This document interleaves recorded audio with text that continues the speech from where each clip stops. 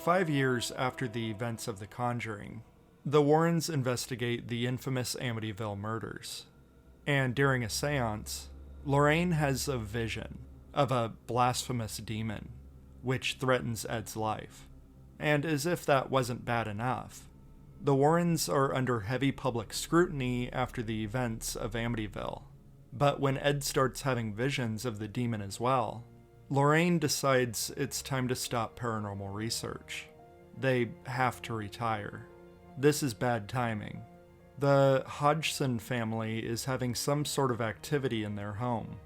Janet seems to be conversing with the spirit of an angry old man who died on the living room armchair, and this is his home. As the spirit of the house grows more and more aggressive, the whole haunting gets caught up in a media frenzy, with a lot of witnesses and questionable evidence. The church won't touch this with a 10-foot pole, so the Warrens are asked to travel to London to investigate. Lorraine is adamant that they stay out of it, but Ed insists that they don't run from fights. They help people.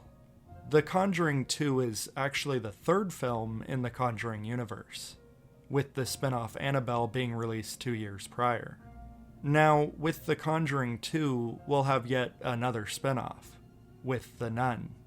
This was proving to be a very profitable franchise, and it shouldn't be too surprising, with both Conjuring movies being massively popular, and well-liked by audiences and critics alike. It doesn't hurt that James Wan is firing on all cylinders here. The artistic craftsmanship is absolutely stunning. This movie is bursting with style, and it's unapologetically over the top. This is a visual spectacle, and he's using every trick in the book. I would argue that the first hour of The Conjuring 2 is really exhausting. The movie hits the ground running, and it doesn't take long for any scene to slip into horror. But we aren't just watching this family suffer relentlessly. We're also jumping back and forth between them and the Warrens, as Lorraine has to deal with the demon Valak. And it's all a bit much. The movie feels overstuffed, with too much evil shit happening around everyone all the time. But as soon as the Warrens go to London, there's this shift. The movie gains something that was missing for the last hour, and that's hope. Suddenly, the movie has a singular focus, purely on this family, and now there's a lot of heart and kindness. Usually with a movie like this, you start off a little slow, ease us into the scary stuff, and slowly dial it up.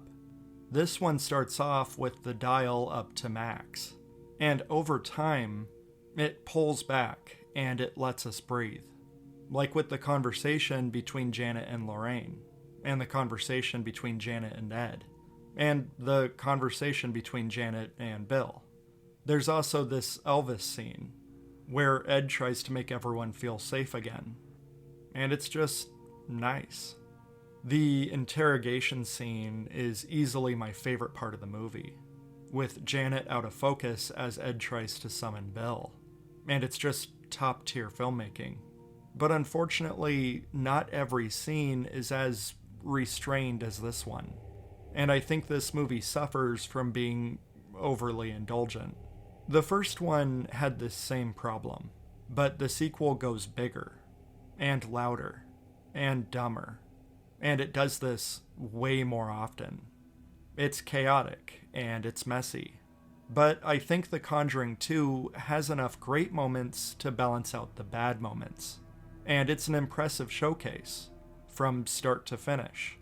I don't enjoy everything about this movie, but I do think that there's something here that everybody can enjoy. There was a crooked man and he walked a crooked mile. He found a crooked sixpence upon a crooked stile. He caught a crooked cat which caught a crooked mouse, and they all lived together